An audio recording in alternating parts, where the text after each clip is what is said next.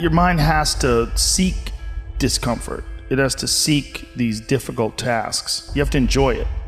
And you have to figure out a way to make your mind enjoy those things. And some people it comes easy and some people it doesn't. Some people it takes a long time. I always tell people the best thing you could ever do is force yourself to a schedule. Just write it down. Like today I have to do an hour on the treadmill. I have to do an hour, no matter what. Even if you're walking on it, you're doing an hour on a treadmill. The next time you're going to do it, okay, you did an hour and this is the amount of miles you got in. Next time you're going to, add 3 miles. Put an extra 3 miles in that 1 hour.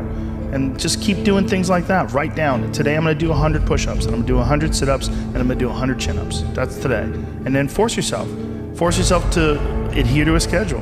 Make a Monday, Wednesday, Friday workout schedule. Give yourself some time off, Like don't even crush yourself to the point where you can't do it. Make it so that you really appreciate those Tuesdays and Thursdays. But on Monday, Wednesday, and Friday, you're going to get after it, and this is what you're going to do. Most people just try to go work out. And you're kind of aimless, and you show up, and you pick up the jump rope, and you jump a little rope, maybe you hit the heavy bag a little bit, maybe you do some curls, but you don't really have an aim. That's why people like to hire trainers, because a trainer will tell you what to do. Well, you can tell yourself what to do. If you don't have money for a trainer, you don't even have to have fucking equipment. With bodyweight squats, sit-ups, chin-ups, push-ups, you could give yourself a brutal full body weight workout. And you can find these for free on YouTube. There's a ton of them. There's a ton of these body weight workouts you could do. Just force yourself. Write it down.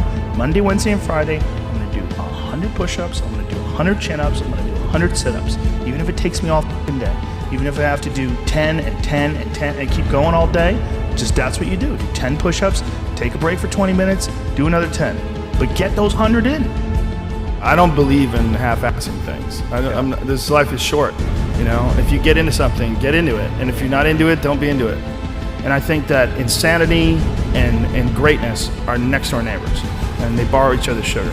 That's my that's what I've always said. There's something about mastery, like true mastery, that requires you to shut off massive areas of your life. There's a lot of people that are scared of their ability to do something that's difficult. I don't know if I could force myself to be disciplined. I don't know if I could force myself to take that kind of action. Well, if you do force yourself to take that kind of action, you don't have that question anymore. That question, I don't know if I can do it. Well, you're doing it. So you obviously can do it. Can you do it tomorrow? We did it today. Or can you do it tomorrow? Just do it. You get so much more benefit out of a struggle that you choose to embark in versus a struggle that life throws upon you. Get out there and go and do something. Just go. And then in the middle of doing it, it'll become easy. Even if it's not easy, even if it's hard, it's easier than not doing it and wishing that you had done it.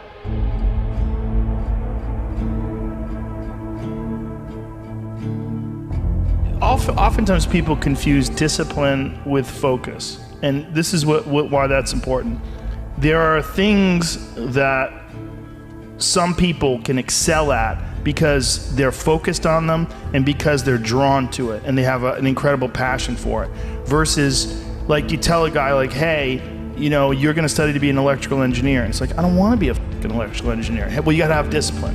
And so they don't have the drive, and they don't get excited about it, and they don't do. But if you tell that guy, whatever, you're going to be a golfer, and he loves golf, and he's practicing every day, and he becomes a professional golfer. And you say, well, I thought that guy didn't have any discipline. Well, it's not that he didn't have any discipline. He's just not interested in that other thing. I was never a disciplined kid, but I would find things that I loved, and I was obsessed, and I always felt embarrassed by it. Because people would say, oh, your son, like to my mom, your son is so disciplined. And she'd be like, my son's f***ing crazy. Like, he's not disciplined. He finds these things and that's all he does all day long. Like, it's not really discipline because he doesn't clean his room. He's f***ing lazy. There's all sorts of shit he's supposed to do. I never did my homework. There's all the, but if I had a thing that I was into, I was obsessed. You were crazy about it. But it would bother me that I didn't really have discipline. Like, if I had jobs that I had to do, I didn't do a good job at them, like construction jobs that I had. But when it came to martial arts... How did you find those things, though? How did you find those things? Did you stumble upon them? I just got lucky. Martial arts, I just got lucky. And it clicked with me, like, almost immediately. I became obsessed. and I wanted to excel at it. And so I was just doing it all day long. And I think the more you choose to embark in these struggles, these especially physical and mental struggles, because I consider both martial arts, yoga, and actually even trail running, I consider the mental struggles as much as physical struggles. Like, because I could stop anytime I want. I'm halfway up the hill, I can go, fuck this. So I'm walking the rest of the way. Yep. Call my dog over, put him on the leash. I'm like, we're walking, buddy. But, or you could say, no, this is what I'm doing today. I have a very clear plan in front of me. My plan is we're doing 4 miles today. This is where we start. This is where we end. This is what we're doing. Sometimes when things are really hard to do, you think, oh my God, I gotta stop doing this. But once you do it and you complete it, you have a satisfaction, this sense of satisfaction that you did something really difficult that is irreplaceable. And some kids never get that, and they just stay fat and stupid their whole life. Right. And some kids, they get these little lessons, and then they realize, like, you can push yourself and you can get somewhere.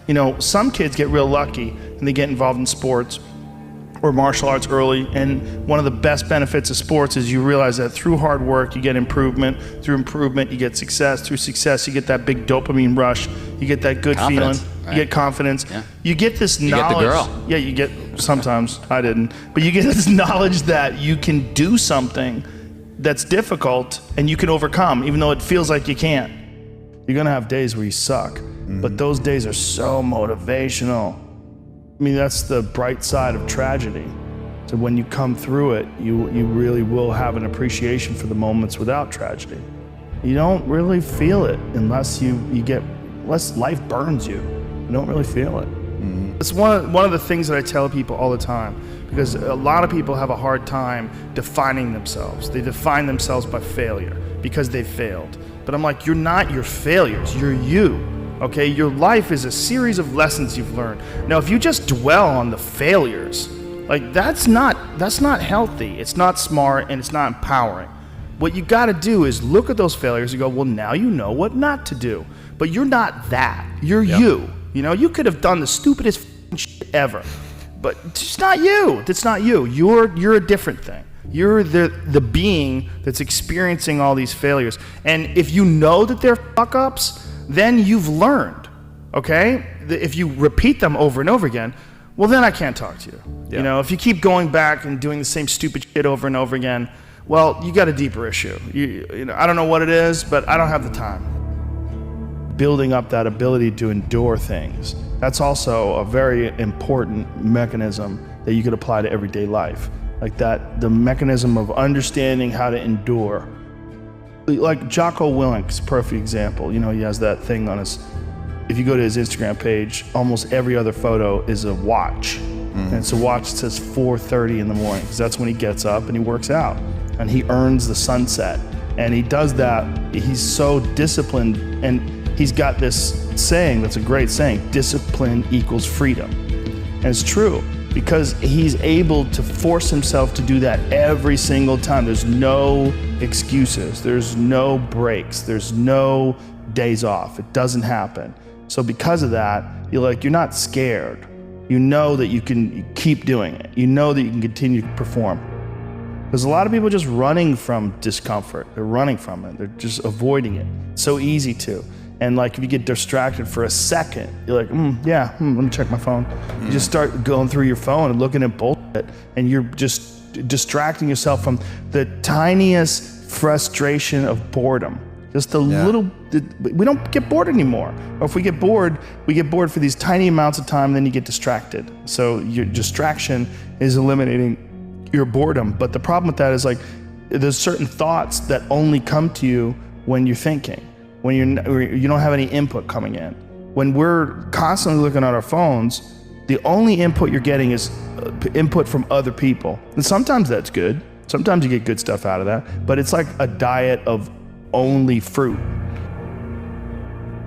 Don't think that you're that person that made those mistakes. You're the person who's learned, and to have that attitude is a really important thing. And to not say,